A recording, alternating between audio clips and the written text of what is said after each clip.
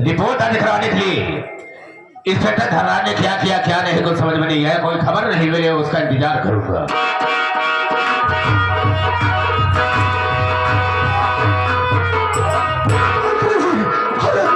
बहुत गजब हो गया मंत्री जी, बहुत गजब। इंस्पेक्टर धर्रान बहुत घबराया हुआ है, बात क्या है? और इतनी तेजी से भगा रहा है घबरा करके कि तुझे दिखाई भी नहीं कुछ दे रहा, कुर्सी भी तोड़ डालेगा। क्या हुआ तुझे? एक गिलास पानी मिलेगा क्या? हम पूछते हैं तुमसे हुआ क्या है, घबराया क्यों है? ये पूछिए आप, क्या नहीं हुआ सर? क्या हुआ? आप ये अच्छी तरीके से जानते हैं कि आपकी बहन ममता रंजीत और राजेश का केस लड़ रही थी। ये तो मैं अच्छी तरह से जानता हूँ।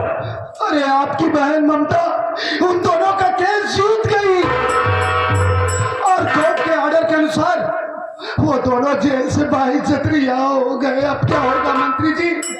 एक काम कीजिए, आप मेरा इस बलरामपुर थाने से किसी दूसरे थाने में ट्रांसफर करवा दीजिए। इंस्पेक्टर धर्रान तेरा दिमाग थोड़ी खराब हो गया? वो लोग बहुत गुस्से में है सर, कुछ भी कर सकते हैं। उन दोनों से डर रहा है? मैंने राजेश को बहुत मारा था। कुछ नहीं होगा, हम हैं तेरे साथ, क्यों परेशान होता है? डरने कोई बात नहीं। ममता जो है मुझसे दुश्मनी मोल खरीद ली है, मेरे रास्ते का रोड़ा बन गई है, मेरे रास्ते का कांटा बन चुकी है। वो कुछ है दोस्तों को, और उस कांटे को निकाल करके हमेशा हमेशा के लिए फेंक दो। मतलब नहीं समझा? नहीं सर। सुनो मेरी बात को।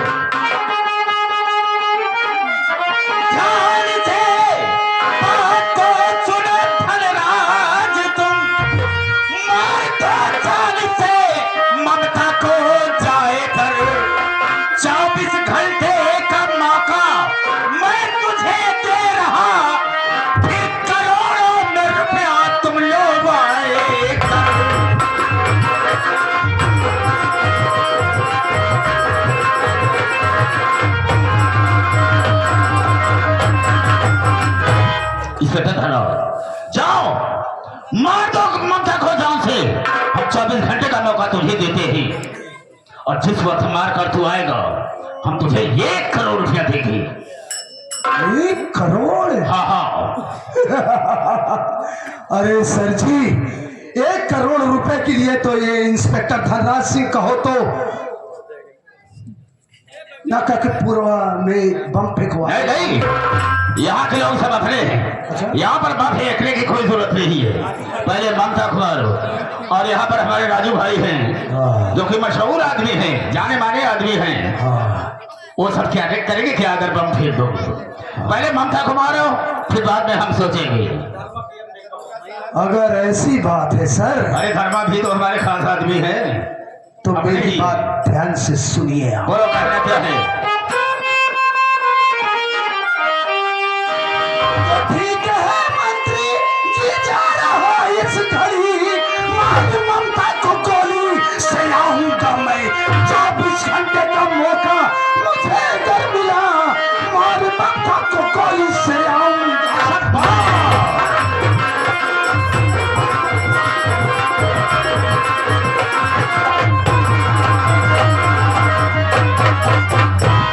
अगर ऐसी बात है सर, आप मुझे 1 करोड़ रुपए देने का वादा कर रहे हैं, तो इसी वक्त जा रहा हूं, मैं आपकी बहन ममता को जान से मार दूंगा। ऐसा ही होना चाहिए। और मारने के बाद जब ये खुशखबरी लेकर मैं आपकी हवेली में आऊं, तो मेरा 1 करोड़ रुपया तैयार रखना।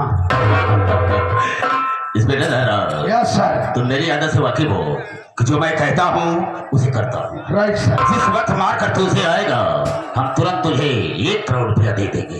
ओके सर, तो देरी करने की क्या बात है, इसी वक्त मैं जाना चाहता हूँ। बेशक जाओ। चलता हूँ। ममता, किसी दिन तुमने मुझसे कहा था कि भैया जा तो रही हूँ, लेकिन जिस वक्त लौट कर आऊंगी मैं अपना आधा हिस्सा बढ़ाऊंगी। अब हम देखेंगे, जब तू दुनिया में रहेगी ही नहीं तो देखता हूँ कि हिस्सा तुम मुझसे कैसे बढ़ाती है, देखूंगा।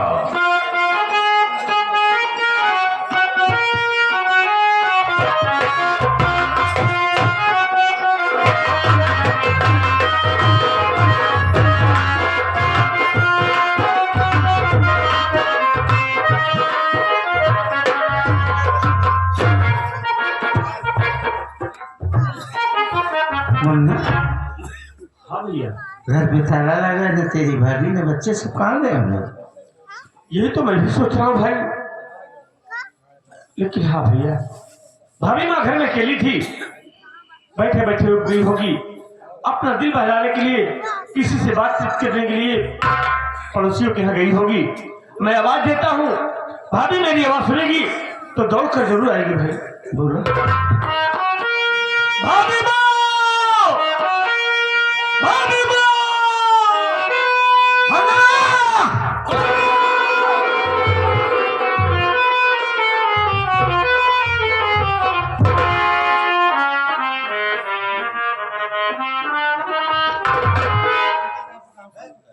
यार भैया हमारे घर में ताला लगा, न हमारी पत्नी न बच्चा, कहाँ गए होंगे कुछ जानकारी है?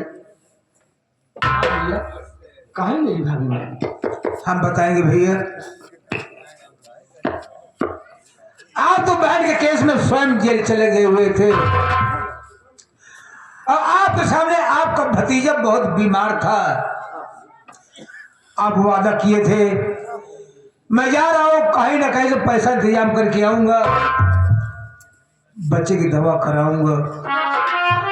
आप आने में देरी कर दिए।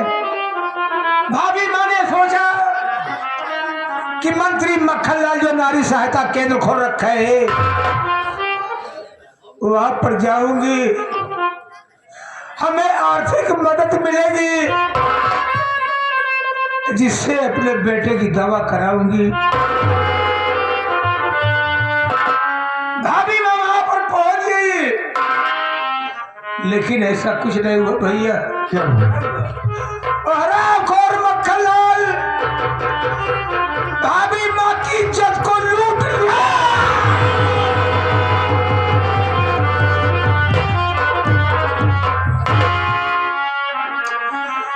इज्जत लूटने के बाद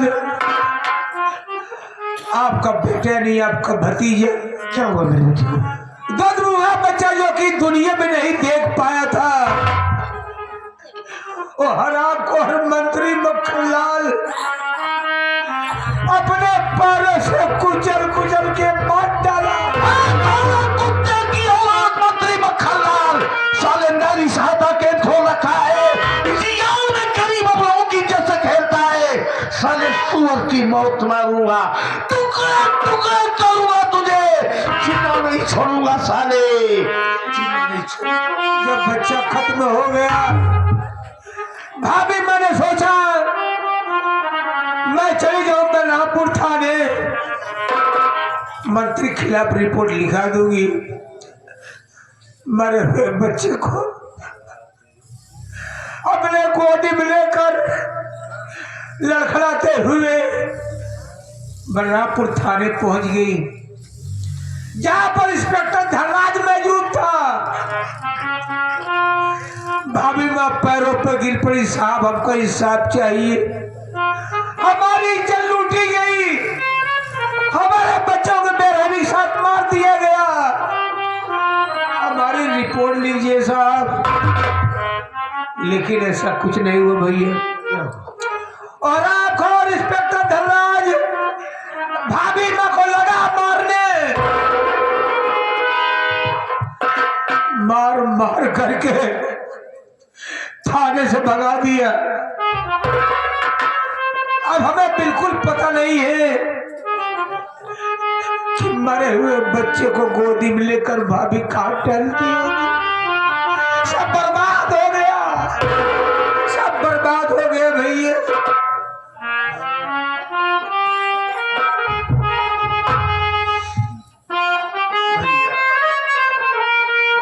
भैया हमने आपसे वादा किया था कि जब तक मैं घर में रहूंगा मेरी भाभी मेरे मुन्ना पे कोई आँच नहीं आएगी, लेकिन मैं अपने वादे को नहीं निभा पाया, मैं अपने वादे को नहीं निभा पाया। मुझे माफ कर देना भैया, मुझे माफ कर देना।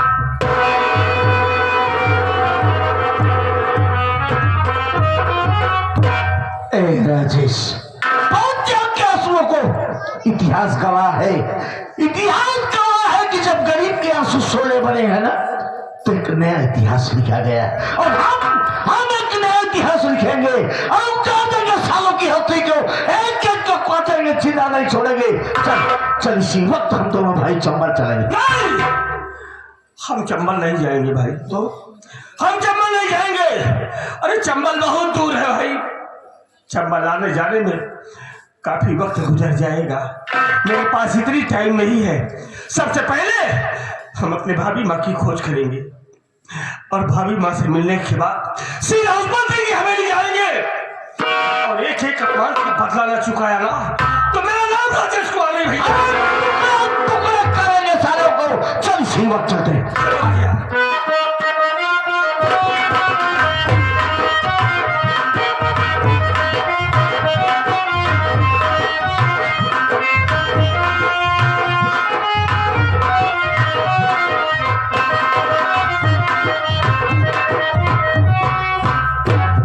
क्या बताऊं, मेरी राजेश ने मुझको यहीं पर बुलाए थे, लेकिन वो अभी तक नहीं आए।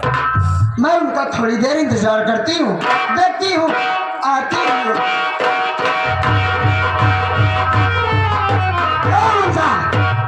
कहाँ जा रही है रे?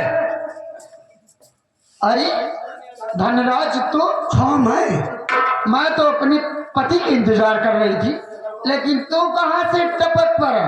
अच्छा, तो तू अपने पति का इंतजार कर रही है? जी हाँ। अरे जरा नजरें उठा कर देख, तेरे सामने साक्षात यमराज धनराज सिंह खड़े हैं। तेरे कहने का मतलब क्या? यमराज के साथे साथे राम लोटन गाड़ा समाए है ना, ध्यान दो। आइए यमराज। मेरे कहने का मतलब ये है कि आज मैं तुझे जान से मार दूंगा। लेकिन मैं तेरा क्या बिगाड़ी हूँ जब तू मेरी जान के पीछे पड़ा हुआ है? अरे तू मेरा क्या बिगाड़ सकती है रे?